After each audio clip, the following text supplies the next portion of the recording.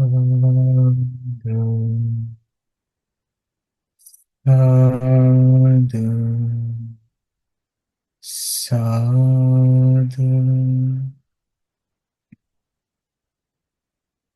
So let's begin our Dhamma discussion.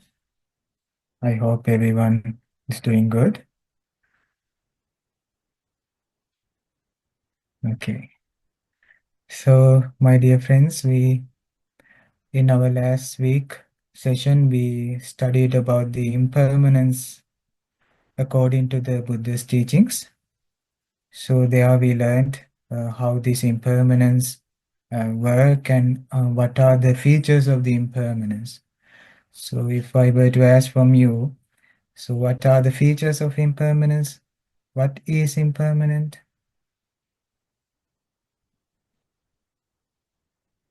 How do you define impermanence?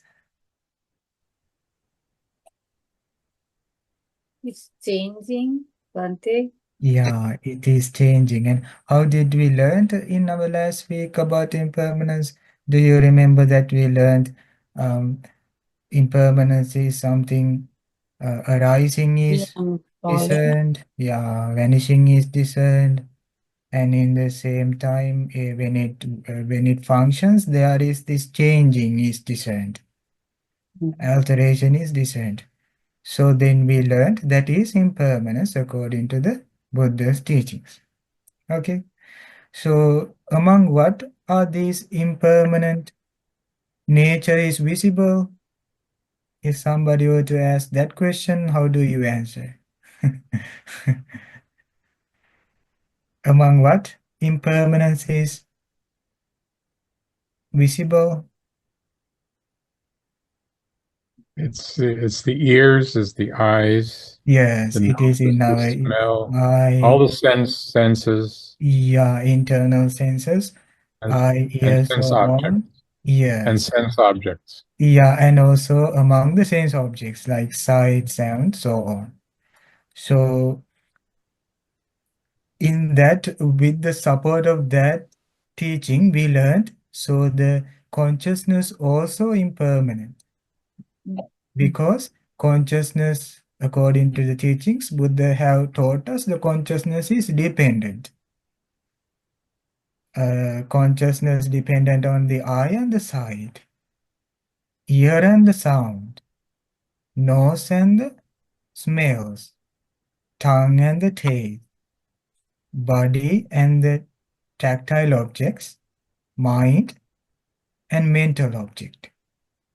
So we learned consciousness arises dependent on these internal our sense organs together with the external sense objects. Do you remember that, friends? We had such a discussion. Yes, Bhante. Yeah. So It's hard to forget. when the Buddha explained about the consciousness, he say it is like a fire. Fire which is being kindled with the support of two wooden sticks. When there are two wooden sticks, so if somebody rub that together, so there will be a fire. If they make the two sticks apart, what happened to the fire? It blows out. So do you see that this fire is dependent on the two sticks? Can you understand that? Yes. Yeah. Now the Buddha say, the same way your consciousness arises dependent on your eye and the sight. As long as you are looking at a specific object of your sense, such as the form or a sight, so that two connection brings you the consciousness, and that is called eye consciousness. Okay? Now the consciousness in English, we can say it is the awareness, which means it signals that there is something in front of us. So we become aware by the support of eye and sight. Now, can you, friends, avoid that this happening? Can you avoid, like, if you have a very good eye working, And if your eye is open, can you avoid seeing sights? No. So it happens naturally. Okay. So there are some times this eye consciousness arises.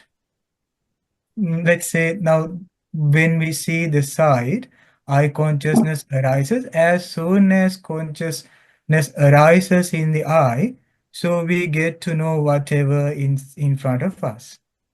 Okay. So it is like the fire. Now Buddha say, meeting of these three, collection of these three, union of these three, coming together of these three components, eye, sight, and consciousness, is called what? We learned in our previous session. Contact. Contact. Yeah, contact, exactly. It is called contact. Now, this contact actually happens in our eye, which means if we don't have the eye, we cannot achieve the contact. There will not be a contact if we don't have the eye. So because of that, Buddha put the name, understand this incident, this interaction as the eye contact. Okay.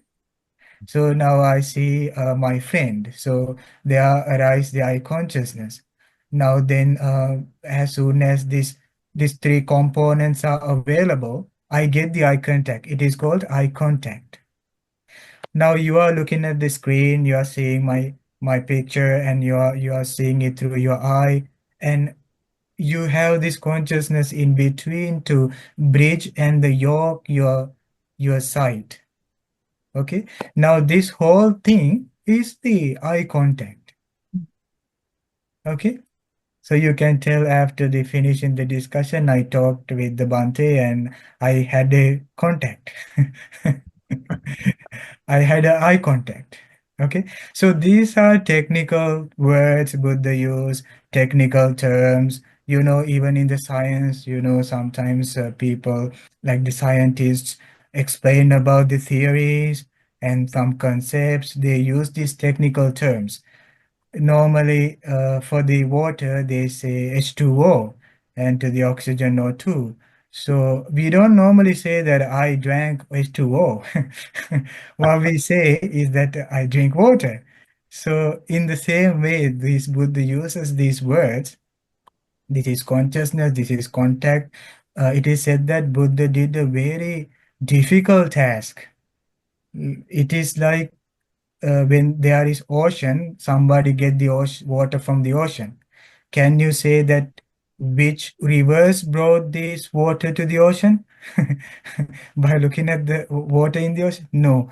The same way it is said that in a simile, like when the Buddha differentiate this process in our consciousness according to its own components. This is consciousness, this is feeling, this is perception, these are the choices. So it said that Buddha did a very deep and very difficult task. How he did that is because he got this complete of the perfections. So he did much and much meritorious deeds throughout his previous lives and this life, previous lives, and then he went to the become awakened for the sake of teaching the Dhamma to the beings. So he did a very difficult task. So now Buddha say, this is the interaction. Let's take with the ear. Now you are listening to my words and through your ear. And there is this consciousness or the awareness which is trying to catch my all the words. So that interaction here you are having right now is called the contact. Okay. And then we learned the contact is like a simile. By the simile, we said like what? Do you remember that? Mm. This discussion is connected with the previous week discussion, my new friends. So yeah, but this is still valuable. This is still important discussion. Was that the cow that was stripped of the skin? Yes. Oh, One day a man removed all the skin from the cow, and the cow couldn't survive because it's just a flesh. So it jumped into the water. Now in the water, fish came and tried to eat the fish. And then screaming came out from the water and went to the jungle. And there was like tigers, wolves, and lions start to eat the fish. And then it went back to a village. In the village, there was so many dogs following the cow to catch these or the flesh and eat the flesh. And then cow screamingly went back where there is no water, no no village, no forest, just simply is spend time in a space, like just in a ground. Now what happened was there was eagles, hawks, and crows came to the cow and covered the cow and trying to eat the flesh. Now, would that be cow ever be free from the beings eat meat? No, it is completely open. Now, the same way the interaction in the in the contact, same way the contact. Interaction is something that I said for the sake of understanding, but the contact is exact word Buddha uses, hassa. So then eye consciousness arises, that is eye contact, and this eye contact is like the cow, which is open for whatever the feeling present, whatever it brings you, whatever the interaction you have, whatever the contact you have, you will get that feeling. Suppose that you are looking at a friend, so you get a happy feeling. So which means contact is like the open cow, it is open to the feelings. Let's say you are seeing a angry person, how do you feel? You feel sadness.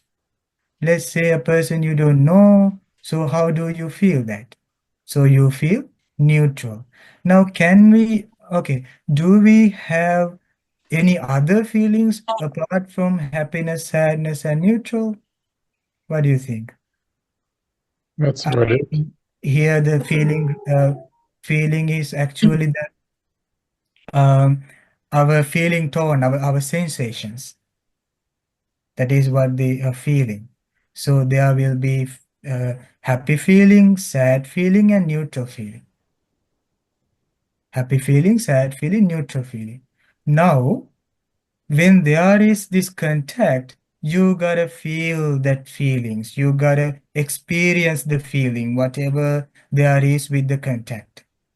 Let's say you are going to the city. So whoever you see, according to that your interaction, according to the contact, it keeps bringing your feelings.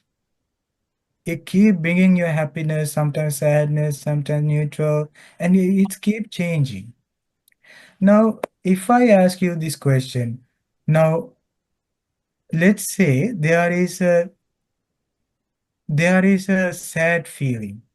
So if there is sad feeling, what should what will I gonna have after the sad feeling? What will be the immediate reaction to the sad feeling?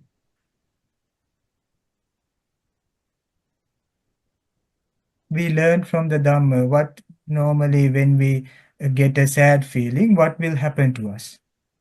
Do we say, oh, I'm very happy and I like this and I want this, I really love to have happiness? Do we say like that? Would it No. be aversion? Yeah, Aversion? you get aversion. You repel from that, you resist from that. What happens if you get a happy feeling? Craving. Or you get craving or you get greed for that happy feeling. And can you guess what will be there when there is a neutral feeling?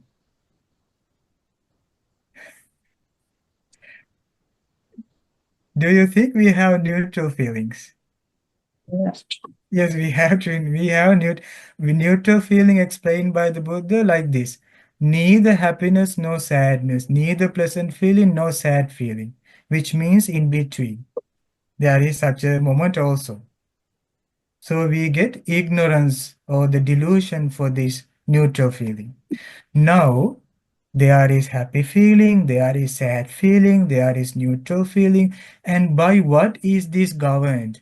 What do you think? Do we have our full authority over this feeling? No. No. Does anybody else has this authority over these feelings? No. No. What does have as the authority is the contact. Let's say I'm looking at a person who is like angry, so I'm feeling that sad feeling. Then I become resistive and I become angry and repel from that side. And what we normally do,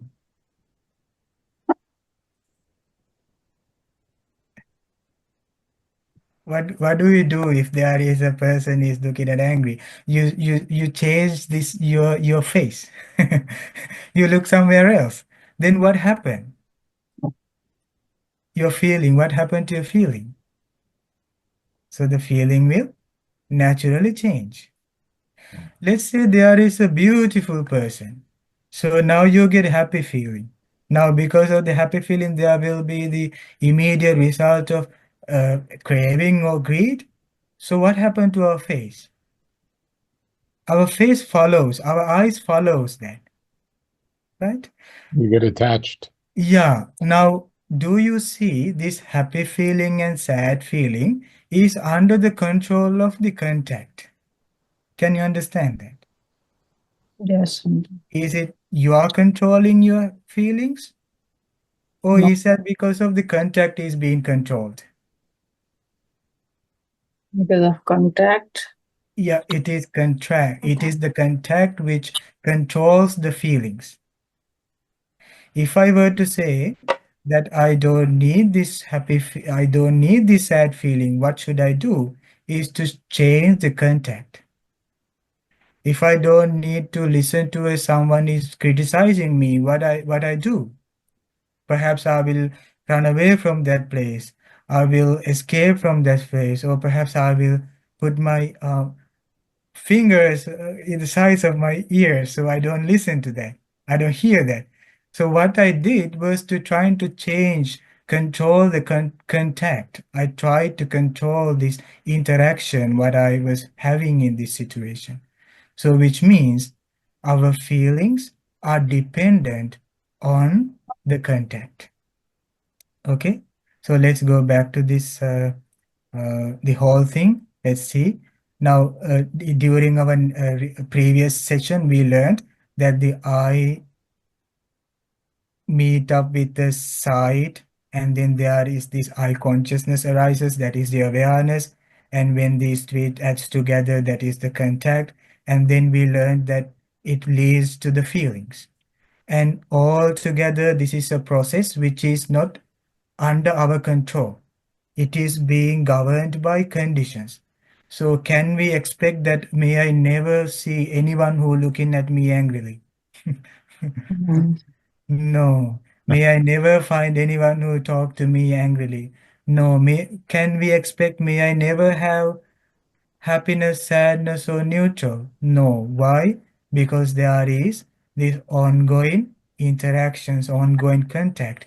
But for the Buddha's life, for the enlightened beings, they don't get any greed for the happy feeling. They don't get any aversion to the sad feeling. They don't get any uh, delusion for the neutral feeling. They still have the sensitivity. They still have the feelings, but they don't create greed, anger, delusion right after the feeling. They become sensitive. They are not like enlightened beings are not like stones and logs and like don't feel anything heartless like that. No, that's how we try to understand it with our perspective, but it is not. We gotta understand these teachings with our experience. Now we can see this through this discussion about the Buddha, not just like we seeing him from a statue. We can see the Buddha Buddha's teaching from this discussion.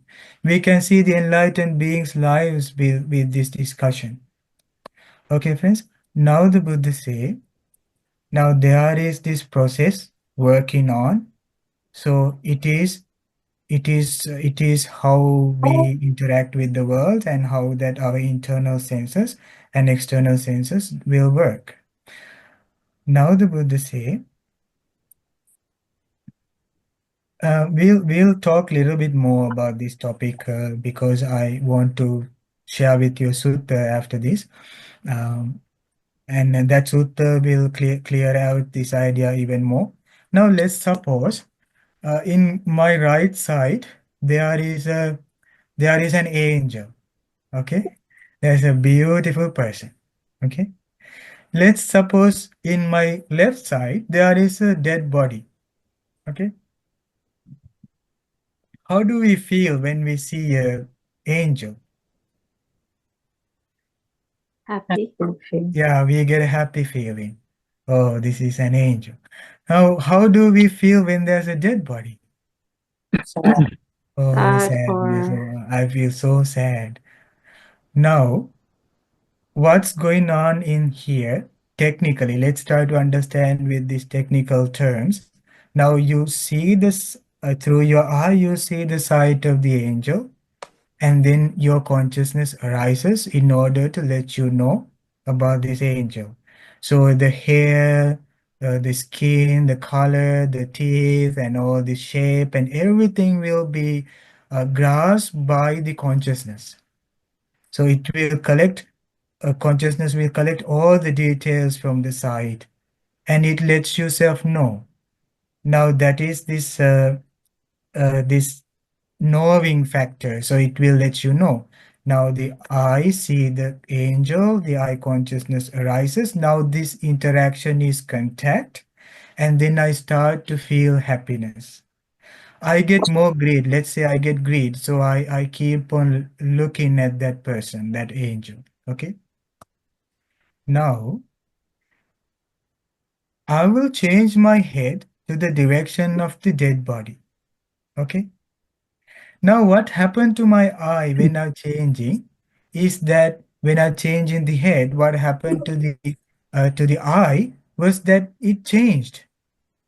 It is not the eye that were when I was looking at the angel. So the eye was keep on changing. It's Okay. impermanent. Yeah, it's impermanent. Yeah, it's impermanent.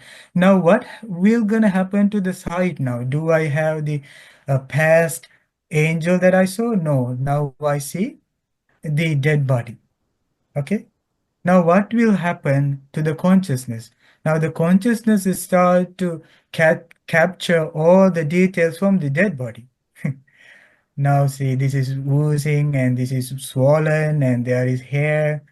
So we don't need to go with the picture, but the dead body. So let's say, for the sake of understanding, now there is this consciousness, and now the I and the sight brings you this consciousness, and the consciousness will brings you all the information.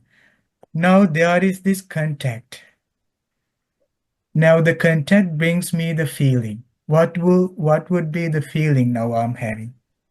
Sad feeling. Now I changed. Now my eye was changed from the angel. The sight was changed. Now what do you think? Was that consciousness stays the same way that when I was looking at the angel? Mhm. What do you think? No, different. no, No, it's different. yeah, it's different. Because why it is different? Because it was relied on this angel and the eye. Because that too was changed. Now now my consciousness was changed. Whatever built on that, everything gonna be impermanent. Now let's say now I have a different eye, different side, different consciousness, and now the contact.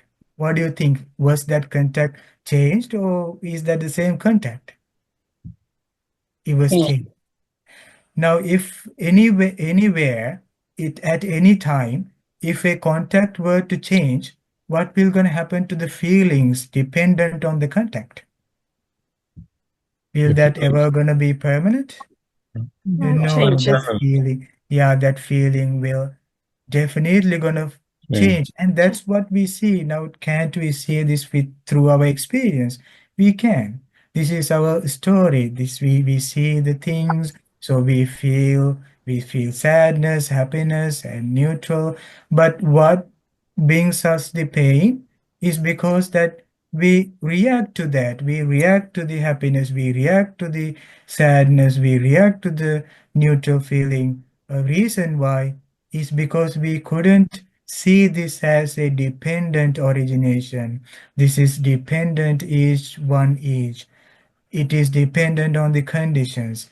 As soon as I see a sight, a consciousness, contact, and the feelings arises, then if I were to be there, I will be present. I will live present. I will not uh, think about the angel when I'm looking at the dead body. When I'm looking at the dead body, I don't think about the angel. Why? Because I don't have greed for the angel. I'm just seeing this dead body. So I will just have the sad feeling, but I won't suffer from sad feeling. That's the problem there. Like we suffer from the sad feeling. It's not just according to the teaching, the feeling was taught as a water bubble. When the rain falls into the lake, the water bubbles are popping up. Have you ever seen a permanent water bubble ever last, even after rain stops? No, it just pops up and break. Can I beg me? No, this water bubble never break. Please don't break this water bubble. Can I ever beg and expect? No. It just pops up and breaks, pops up and breaks. Buddha say to see the feelings like that. Happiness arises and it breaks. Sadness arises, it breaks. Neutral arises, it breaks. Then we won't react to that with the intention of being greed or being hate. And the purpose of our life would be something like different from this instant drive of our senses. But I would say the purpose of the life would be the finding our purpose, like being kind and being content and being compassionate. So anyway, now the senses brings us the feelings dependent on the conditions. Okay, now do you get that point, friends? Yes, okay. Now, let's apply the impermanence. Let's try to see the impermanence. Now, what are the features of the impermanence? We learned that. There is an arising, Vanishing. complete, yeah, vanishing or falling. And what? changing. Yeah, it changes. Okay, whoever tell you something is impermanence, try to understand, oh, this is talking about arising, vanishing, and changing. Don't try to put your own personal interpretations, your imagination, but just try to stick to the guidance the Buddha taught. Then we can be more clear. Now, when we see the eye, we see eye is arising, eye is vanishing, eye is in the same time, eye is changing. Sight is arising, sight is vanishing, sight is in the same time changing. Now, can you understand about this impermanence of the sight? Does that make sense, friends? Now, while you're looking at me to the screen, you might see that my appearance is always changing. So that is the impermanence of the sight. After finishing the discussion, you will close your computer and you will go and talk with your friends, your family, and your friends. Then, do you have the sight that you saw through the computer? No, then it was changed, arising, vanishing, and changing. Now the consciousness, change. Yeah, arising, vanishing, and Yeah. change. How about this collection, unity, and coming together of these three components?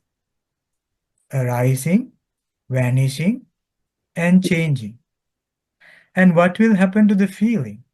Arising, vanishing, and changing. Okay? That is impermanence. Now, friends, Buddha say, if something is changing, it doesn't have a self. Okay? It's a deep topic. If something is changing, it doesn't have a self.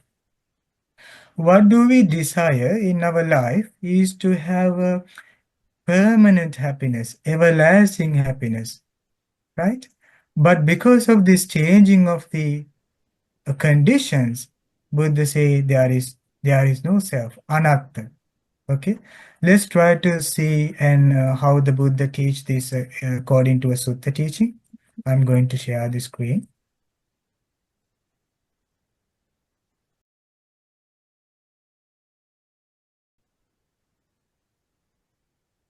Now, friends, do you see the screen? Yes. Okay.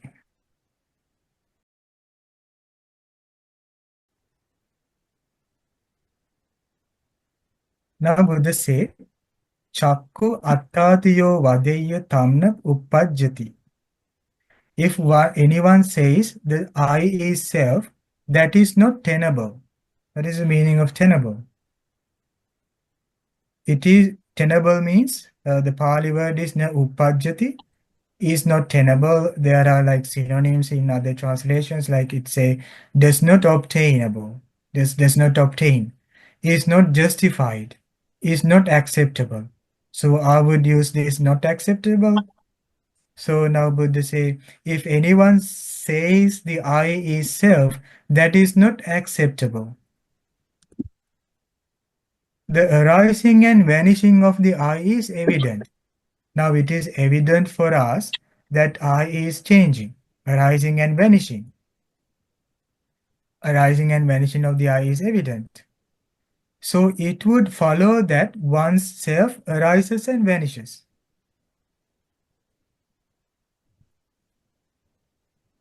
The arising and vanishing of the I is evident. Now if one were to say I is self, that is not acceptable. Arising and vanishing of the I is evident. So it would follow that one's self arises and vanishes. That is why it is not tenable or acceptable to claim that the I is self. So the I is not self. That is the Buddha's rational thinking. That's the Buddha's logic about this, the non-self nature of the I. This is how the Buddha explained non-self in the I. Buddha say, if anyone says the I is self, that is not tenable. The arising and vanishing of the I is evident. So it would follow that one's self arises and vanishes. That's why it is not tenable to claim that the I is self. So the I is not self. If anyone says sights are self, that is not tenable, acceptable. The arising and vanishing of sights is evident. So it would follow that one's self arises and vanishes. That's why it is not tenable to claim that sights are self. So the I is not self, sights are not self. If anyone says I consciousness is self, that is not tenable, it's not acceptable. The arising and vanishing of the I consciousness is evident. So it would follow that one's self arises and vanishes. That's why it is not tenable to claim that the I consciousness is self. So the I, sights, and I consciousness are not self. If anyone says the eye contact is self, that is not acceptable. The arising and vanishing of the eye contact is evident.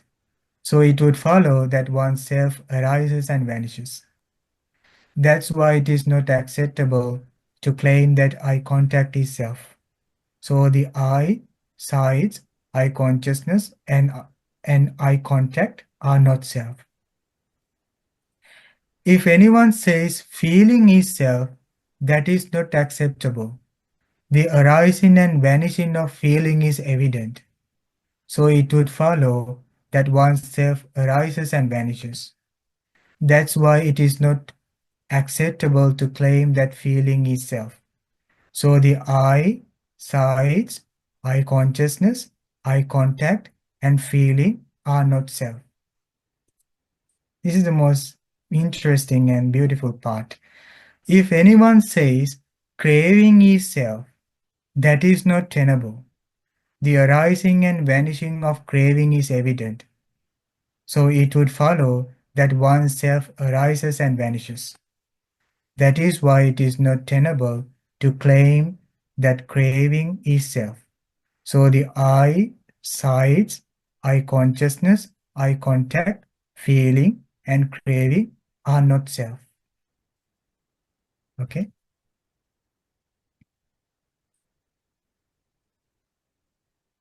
That is the exact reflection that we do when we do Vipassana. When we practice Vipassana insight meditation, so that is how we ask, that's how we reflect. So I have the notion of self in my eye, and I would say that this I is self. But it is apparent that the I is continuously arising and vanishing. If I were to say the I is self, I would get this idea, oh, myself is always changing. That way, Buddha say, understand, I is not self. Which means what the Buddha emphasized is that if there is the self in the I, it should be under our authority. It should be under our control. We should stop the aging of the I. We should stop the sickness of the I. We should be able to stop the death of the I. But because there is no that power, the Buddha say, understand, because now it is arising and vanishing, I is not self. Which means we have this in our background awareness, we have this feeling that there is a self in the I. Now let's look at the side. Now when we see someone or something, whatever in the world, we have in our background like a notion that there is a self in these sights that I'm seeing. We won't see that until that it changes. Whenever the person or the sight is changing from me, I would cry, so don't change. Because that I had secretly in my back of my awareness that I hold that sight by me that this is self. Buddha say if that is a self, it is not acceptable. Why? Because it is evident that it is changing. That's what happened throughout the years that we spent in the past, like for 30 years, 35 years. So everything was coming to us and they are leaving. But what happened was that we continuously kept like assuming there is this self in the side that I'm seeing. So I'm trying to cover up that. The Buddha say you can see that it is arising and it is vanishing. So it reveals you. There are evidence to see that. So because of that, if one were to say it is self, it is not acceptable. So understand, Buddha say, understand that sight is not self. Now the consciousness. Buddha say, arising and vanishing of the consciousness is evident. If one were to say the consciousness is self, they will get this idea, my own consciousness arises, my own consciousness vanishes.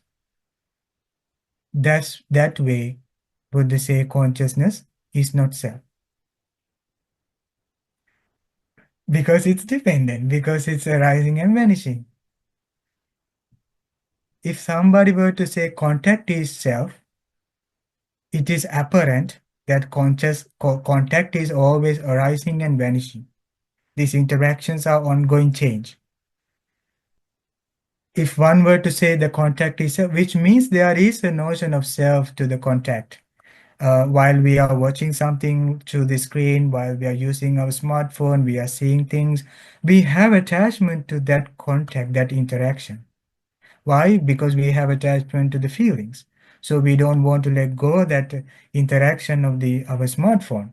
So, but in the depth, there is this notion of self. I have self in this domain, in this place. I have self in this place. But what happened is that it is ongoing changing. So Buddha said it is apparent for you that it is arising and vanishing. It's evident for you.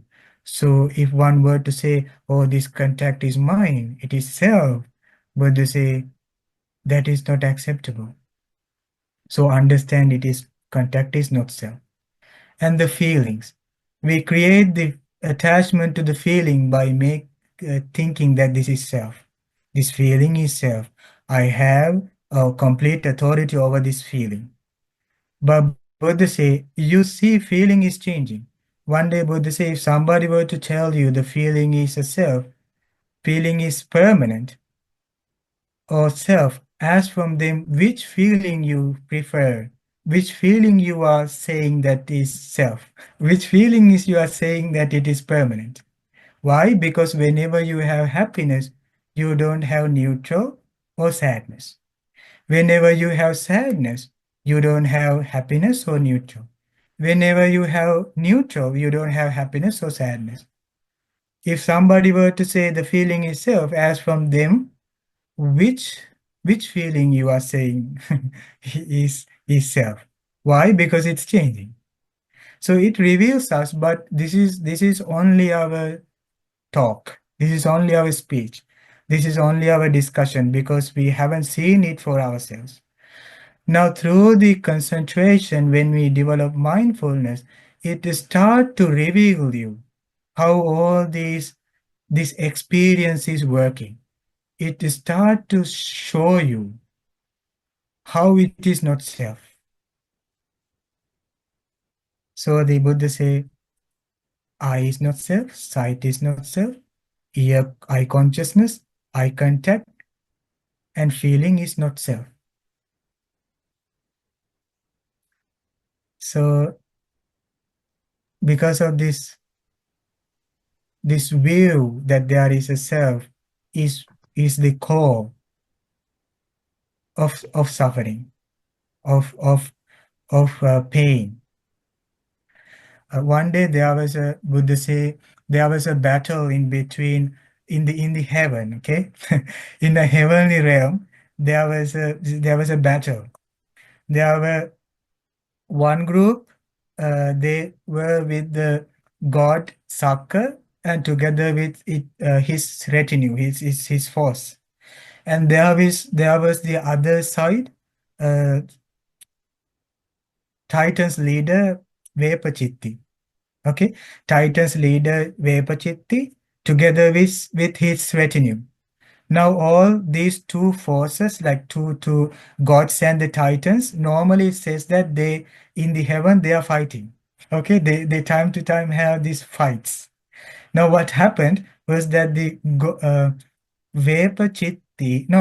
god Sakka said to his soldiers, his devas, his retinue, whenever you capture the Titan's leader Vepachitti, bring him to my mansion.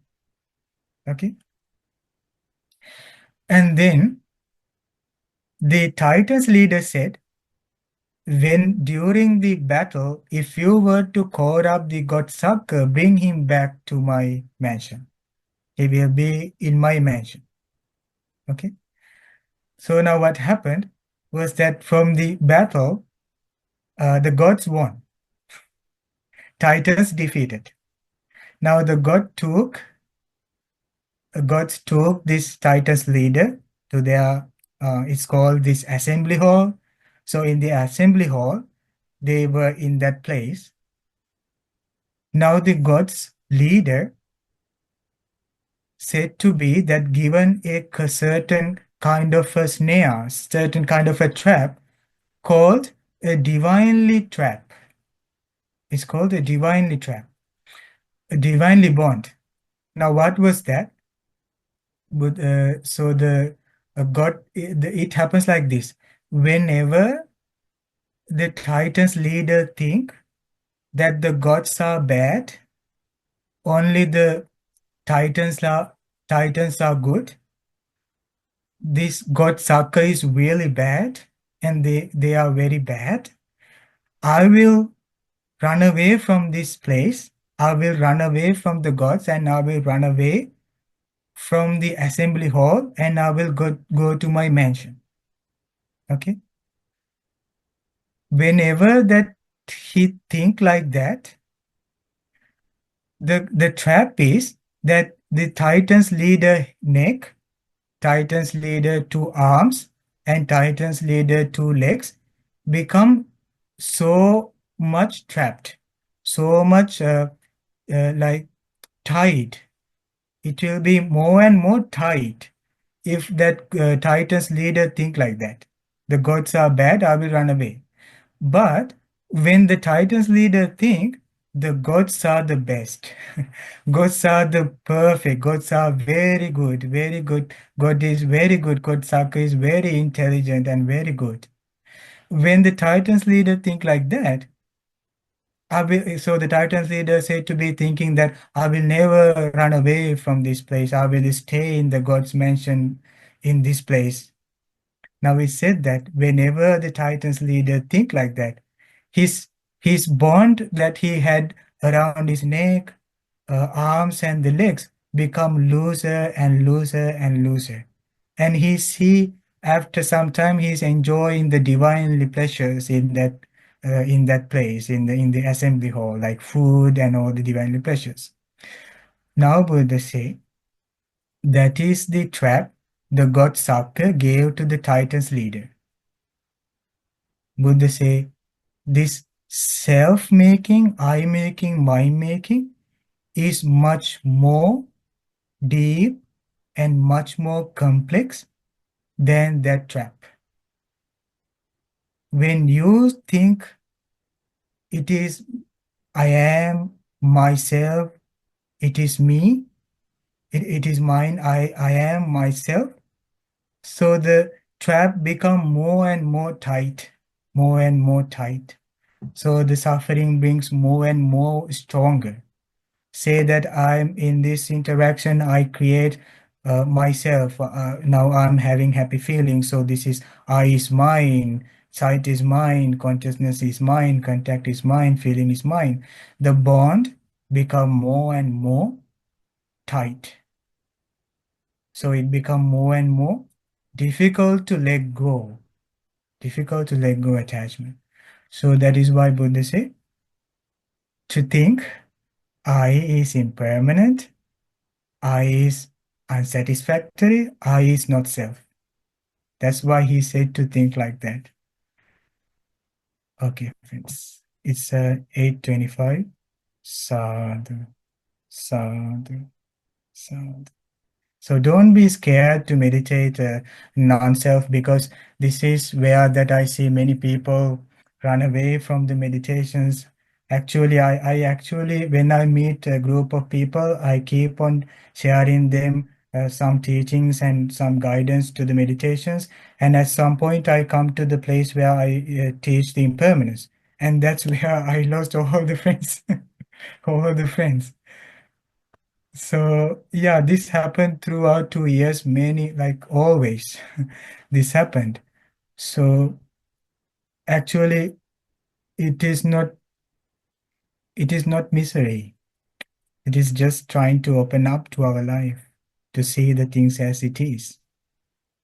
Okay. So The question I have is, I understand like the impermanence of the sense faculties, yes. but my question is, why do we attach to these sad feelings? Like, I understand the happy feeling because it brings Ignorance. pleasure. Ignorance? Yeah, I hope you, yeah. you asked why we have attachment to the sad feeling. Yeah. It was because of ignorance, because we don't see the whole process as impermanent. Okay. I mean, let's say there is sadness. So do we need to get angry to the sadness? No.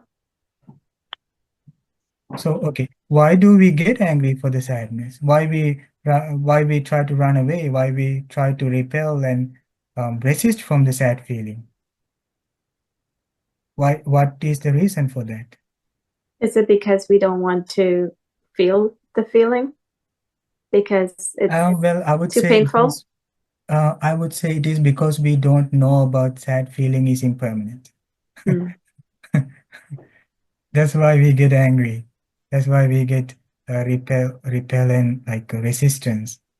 That's why we try to repel from that, because we don't see the sad feeling is just arising and vanishing. It will be like a water bubble.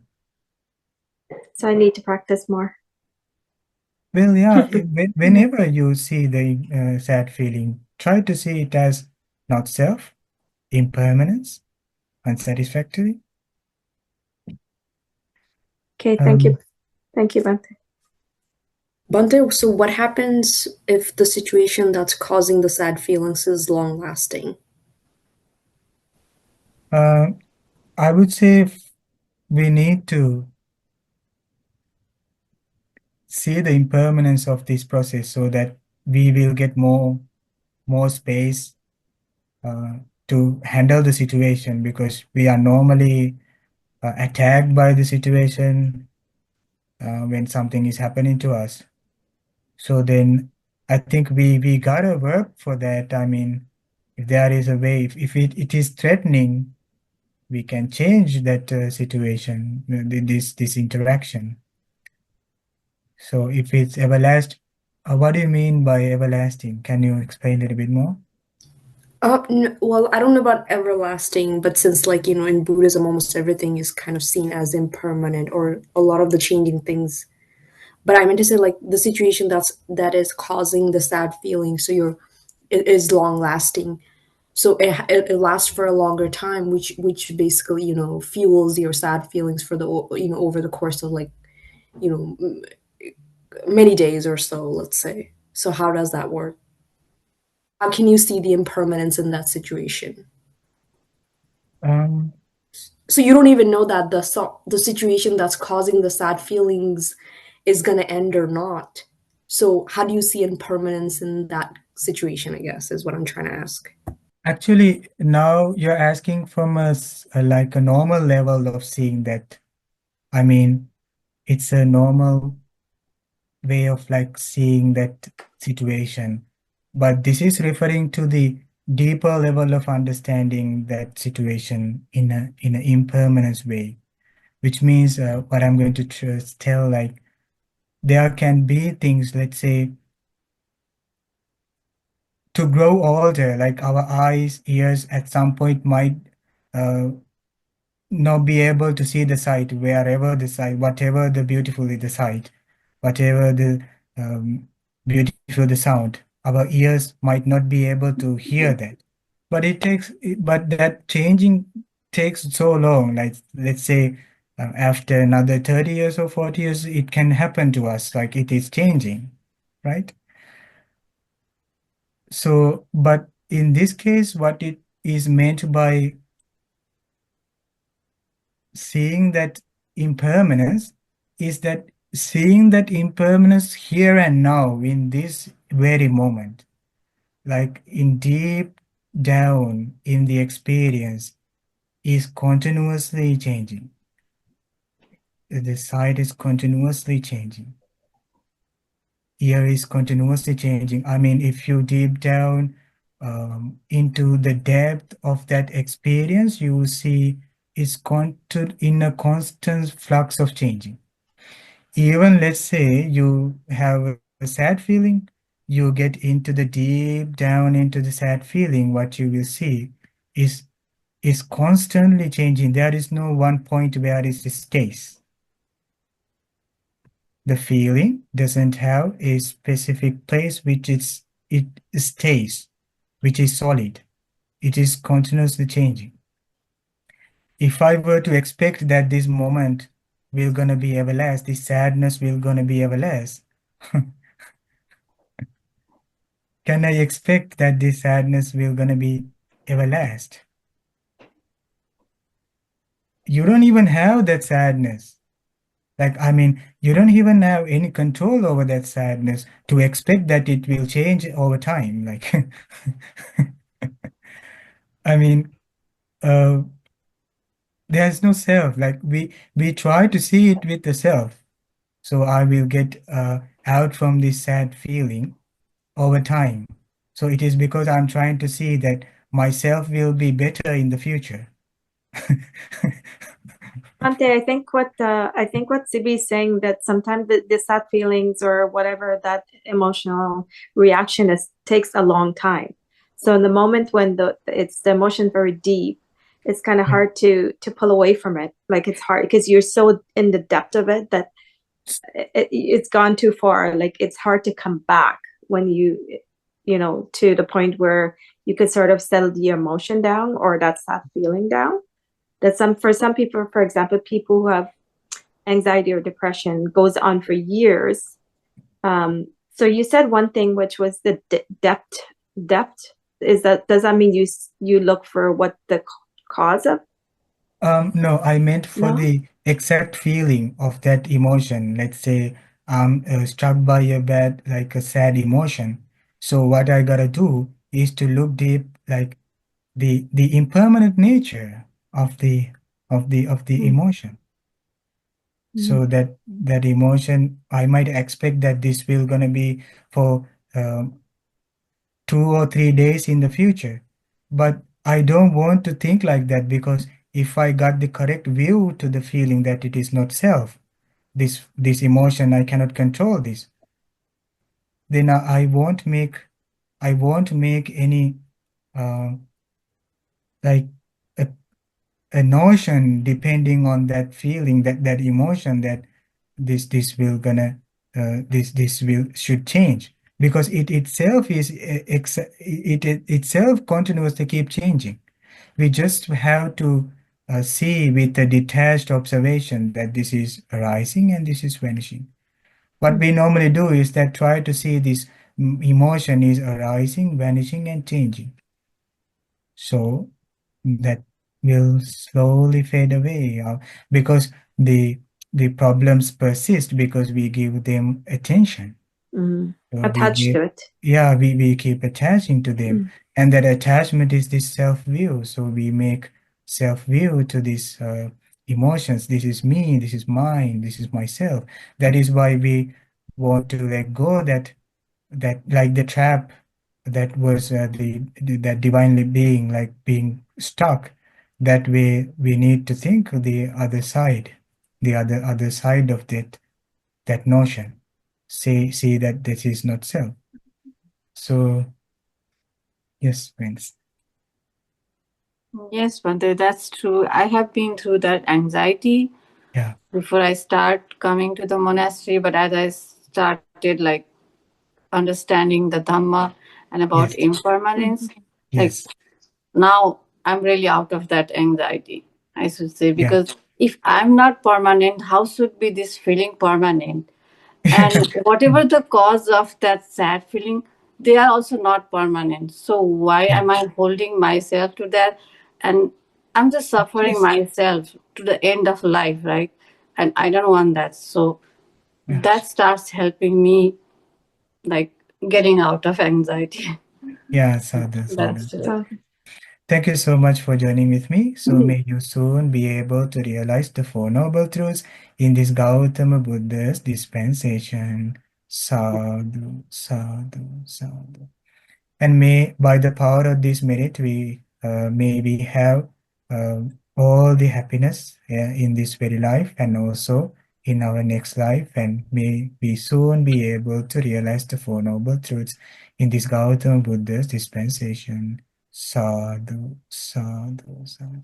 Okay, friends, thank you so much for joining with me. May you be well, happy. Thank you, Bhante. Okay, allow us to share merit, Bhante, and Okay, you got it. Okay, okay. Okasa Wandami Friends, Bhante. you can follow this here. Okasa Wandami Bhante. Vandami Bhante. Maya So, Maya Katam Katang Punya Samina Bodhisattva. Tappam Samina Katang Punya Mayhang Databang. Sadhu Anumodita. Sadhu Sadhu Anumodami. Okasa Dwaratena. Katang Sabbang Acheng Kamatamiba. Kamami Kamitabang. Okasa Kamami Bhante. Supati. Dutiyampi Okasa Kamami Bhante. Bhante. Supati. Tatiyampi Udi Okasa. Osyasa Kamami Bhante. Supati. May you be well and happy, friends. Teruan Sarana. Teruan Saranai. Thank you, So, Bhante. Thank those, you, Bhante. Bhante. Namo Buddhaya. Namabuddhaya, Bhante friends. Dhamma Buddhaya. Thank you, Buddhaya, Linda. everyone. Thank you so much. Yeah. Thank you. Thank you, Bhante. Namo Buddhaya. Namabuddhaya.